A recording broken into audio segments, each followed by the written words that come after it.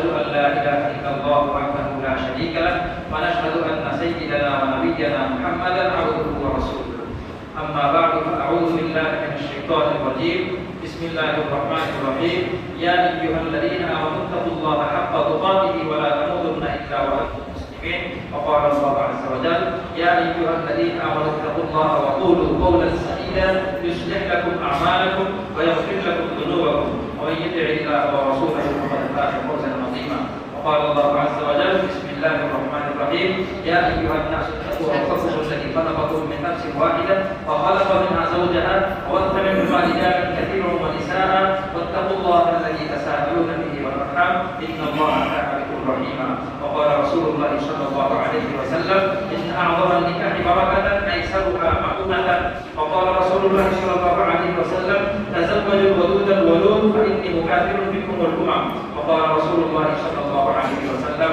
يا معشر الشباب من استطاع منكم الباءة فليتزوج فإنه أغض للبصر وأحسن للفرج ومن لم يستطع فعليه الصوم فإنه له وجاء أو كما قال رسول الله صلى الله عليه وسلم بارك الله لنا ولكم في القرآن العظيم ونفعنا وإياكم بالآيات والذكر الحكيم.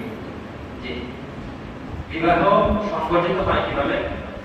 মেয়ে বা মেয়ের পক্ষ থেকে নিযুক্ত প্রতিনিধি এবং ছেলে বা ছেলের পক্ষ থেকে নিযুক্ত প্রতিনিধি একজন ইজাব করবে আর একজন কবুল করবে, একজন প্রস্তাব দেবে একজন প্রস্তাবকে গ্রহণ করবে, সামনে কমপক্ষে দুইজন পুরুষ সাক্ষী থাকতে হবে, তাহলে এর দ্বারা বিবাহ সংগঠিত হয়ে যাবে।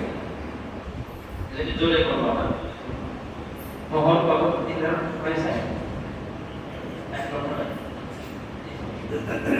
টাকা। আমি আমার হাদিসি নাম্বার বলুন। ইসলাম রোজাকে 1 লক্ষ টাকা মোহর ধার্য করে তোমার কাছে বিবাহ দিলাম। আপনি জোরে বলেন যে আমি কবুল করলাম। আপনি জোরে বলেন আলহামদুলিল্লাহ। সবাই শুনছেন তো? আলহামদুলিল্লাহ। আল্লাহু লাকুমা ওয়া বারাকা আলাইকুমা ওয়া জামাআ বাইনাকুমা ফিল খায়র। বিবাহ হয়েছে। সবাই এই যারা আছে সবাই সাক্ষী। এরপরে সাথে এক সময় সবাই আলহামদুলিল্লাহ রাব্বিল আলামিন। আল্লাহুম্মা